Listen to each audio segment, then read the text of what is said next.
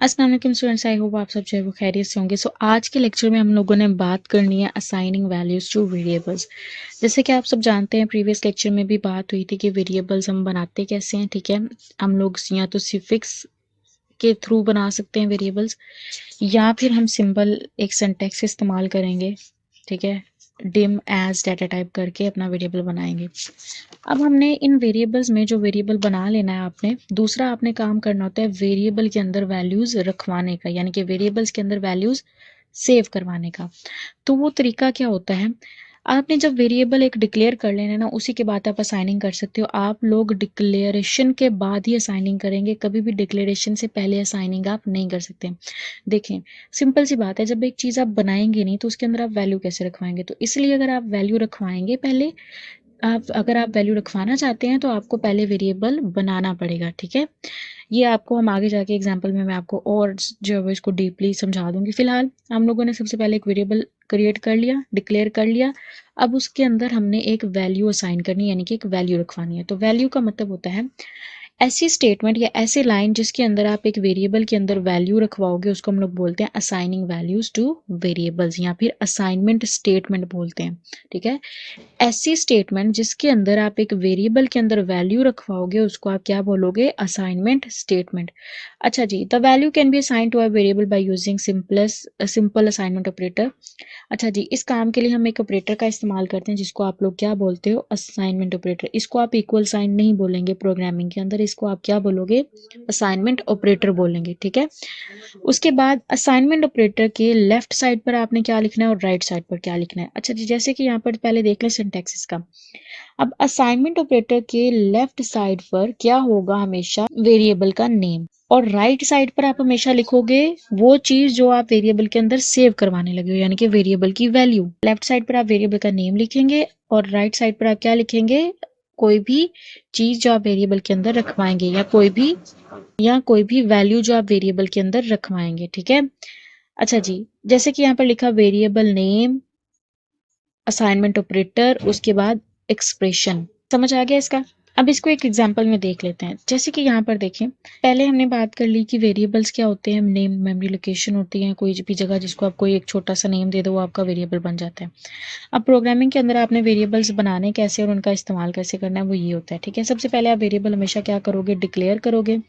उसको डिक्लेयर करने के दो तरीके हैं, या तो आप डिम लिखें, वेरिएबल का नेम लिखे, एज करके उसकी डाटा टाइप लिख दें। एक तरीका ये हो गया। दूसरा तरीका ये था कि आपने जो है वो वेरिएबल को बनाने से पहले, बनाने के लिए स्यूफिक्स इस्तेमाल किया। स्यूफिक्स होता है सिंबल। ठीक है, मैंने लिखा डिम मार्क परसेंट। परसेंट का मतलब क्या होता है, इंटीजर। आप या तो ये इस्तेमाल कर लें या ये इस्तेमाल कर लें, दोनों का सेम मीनिंग है। ठीक है, दोनों से अगर आप एक वेरिएबल डिक्लेयर हो रहा है ना, अब यहाँ पर अगर मैं कहूँ कि मैंने एक मार्क का वेरिएबल बनाना है, तो मार्क का वेरिएबल मैं इस तरीके से भी बना सकती हूँ कि सुफिक्स इस्तेमाल कर लूँ, और ऊपर वाले तरीके से कर लूँ कि मैं जो है वो एज इंटीजर लिख दूँ। ठीक है, दोनों सेम है।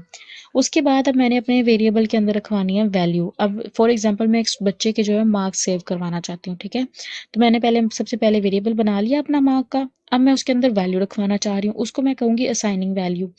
अब यहाँ पर मैंने क्या करना है, हमेशा आपने पहले वेरिएबल का डिक्लेयर करने के बाद अगर उसके अंदर वैल्यू रखवानी है तो पहले वो वेरिएबल लिखें। ठीक है, अब मैंने कैपिटल MAR के करके मार्क एक वेरिएबल बनाया, उसके बाद मैंने असाइनमेंट ऑपरेटर लगाया और वैल्यू लिख दी। सिंपल। आपका इस लाइन की वजह से, इस कोड ऑफ लाइन की वजह से मेमोरी के अंदर एक लोकेशन बनी मार्क की। ठीक है, और उसके अंदर वैल्यू क्या सेव हो गई, 100। सिंपल, ये काम हुआ है।